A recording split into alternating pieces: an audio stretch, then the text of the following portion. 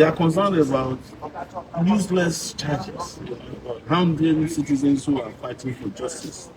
The police, Nigerian police is so bad that car thieves can steal police cars in this country. They didn't steal it from the DPOs or they stole from the force headquarters. It is unbelievable. I couldn't believe it. The last time something ridiculous like that happened with the Nigerian police was when the police in Kwara State also arrested a goat for armed robbery. That's the last time something that ridiculous ever came out of Nigeria. But it must break your heart. It sounds funny that car thieves can go to the Nigerian police force headquarters and take a patrol car, one of their best, and drive it away. And as we are speaking, they are still looking for it. We are not talking about a Nidu. We are talking about a Toyota Buffalo truck, one of the best in the world. What it tells you is that we don't have people who are competent to even do simple things. Because there's no way a patrol car should not have a tracking device. Not only will the tracking device be there, the tracking device should be able to disable the car in motion from whatever location they are. But the reason they don't put tracking devices on each vehicle is that they don't use them for policing. Yes.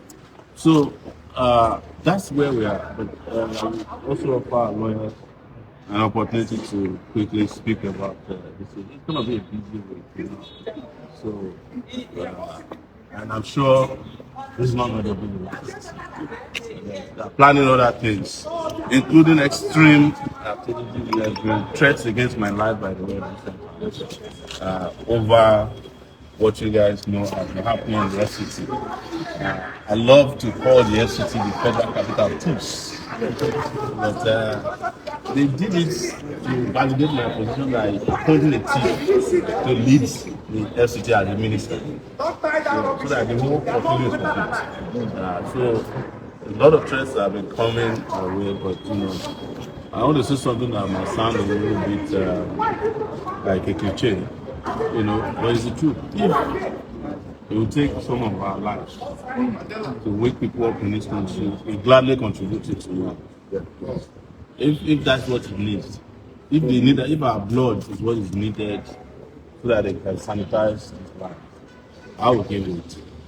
So that's the reason why I can get out next morning. And without regards to all the threats, some of them are even specific. This is where you should not pass. I'll pass the place. Because maybe something needs to happen for everybody to wake up and for them to get Nigeria to where it should be. The word "end" is popular now. So, thank you very much.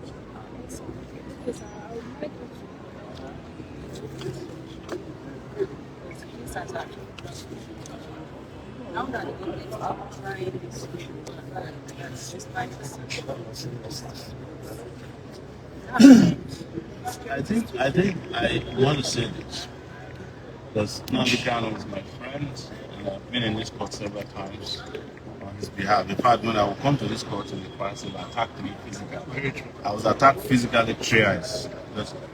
The reason I don't come to court anymore is that the Federal High Court judge actually gave an order that I cannot attend this trial, this current trial. Yes, he mentioned my name specifically. So I don't want to waste my time coming to court. I think the problem is that everybody has become complacent about Nnamdi Kanu's freedom. They have allowed the so-called Southeastern leaders who are deceiving them to say, "Oh, we are negotiating, we will get this thing resolved," to allow them to calm down the restless people who should get him out. You are not getting, this is what I should tell you, you are not going to get Nnamdi Kanu out of detention by negotiation. It's not possible. Nigeria is holding Nnamdi Kanu to ransom for his unity. The payment they are demanding for is absolute unity and loyalty, regardless of what they are doing to Igbos. Yes, or they are doing to other Nigerians. Unless that ransom is paid, and that ransom is Nnamdi, or Nnamdi is rescued from the kidnappers. Look, all these razzmatazz we are seeing in Nigeria in the court, Nnamdi Kanu's trial has nothing to do with judges. If the Supreme Court justices decide that Nnamdi Kanu should be freed, he will not be freed. Yes. The DSS will not leave him. Because that has happened several times. It's not matter for what they come to do in the courtroom is scripted drama. So that they'll give an impression that, they know that Nnamdi Kanu's trial cannot go anywhere. And they know that if it is concluded, it is a problem. If it is not concluded, it is a problem. So they make it an open-ended trial so that they will look as if something is happening. But they're not interested in his trial. They are interested in holding him perpetually until people realize that that's what they are doing. And I realized that long time ago. In fact, when I met Nnamdi Kanu, I used to say, I met him in New York when I was on my way to Nigeria in 2019. At the time I got arrested for revolution.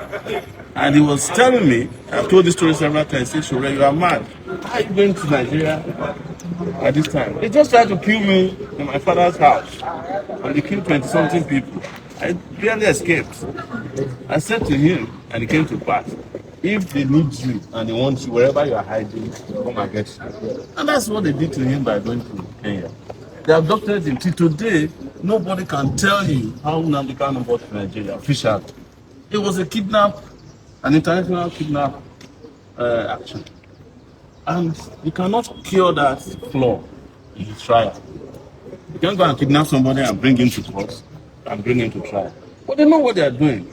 So I hope that those who are his supporters and Nigerians who believe in justice will understand that is what he's about.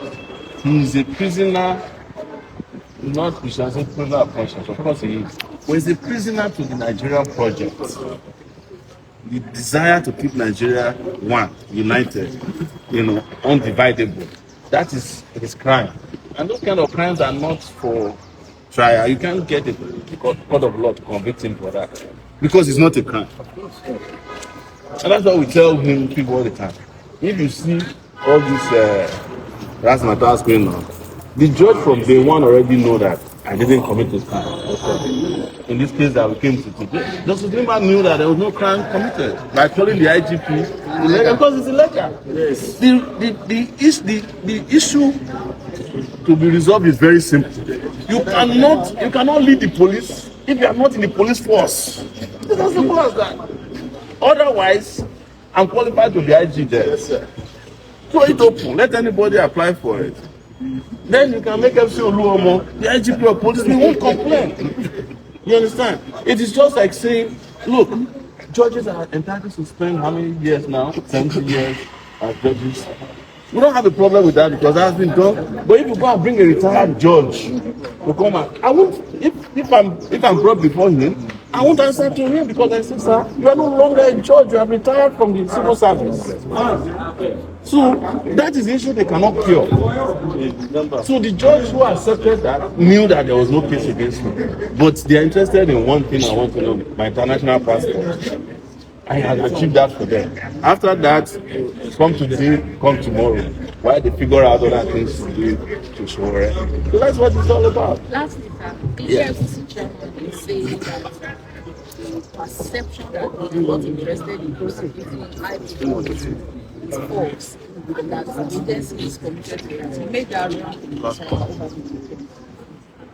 The EFCC chairman knows that it is time to replace the eagle in EFCC with a dove. Or a chicken. No, a dove is harmless. Broiler. Yeah.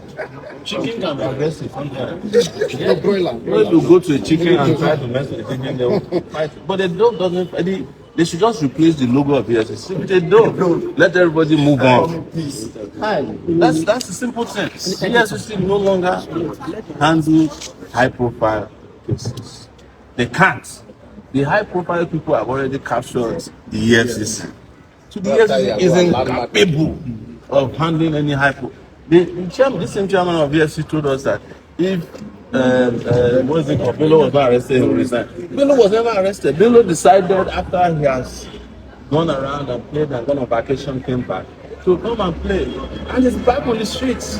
Everybody's kneeling down for Bello, who is undergoing trial for. Bello is back on doing his third term in Kogi State. So what are we talking about? But EFCC chairman must give speech. The media must report it. That's what you guys are supposed to do. But my advice once again is that the eagle must be replaced with a dove. And we all move on. Okay, sir. Yes. Quickly, we have so many unresolved cases in Nigeria as we speak today.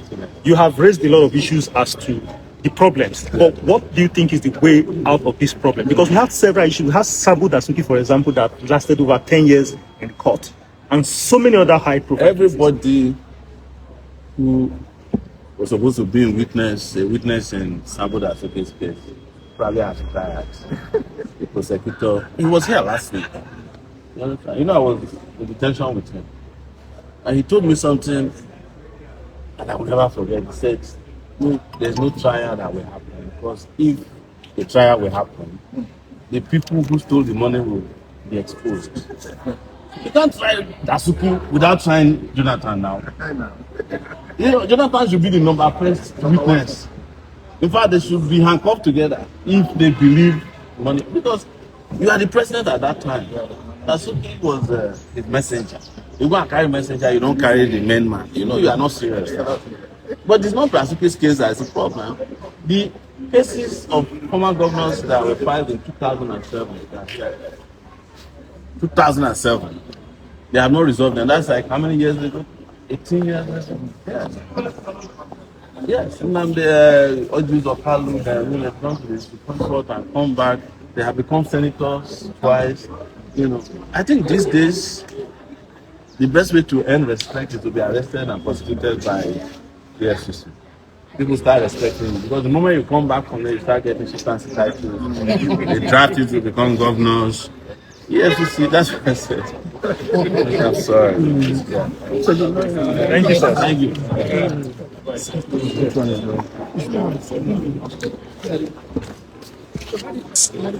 you.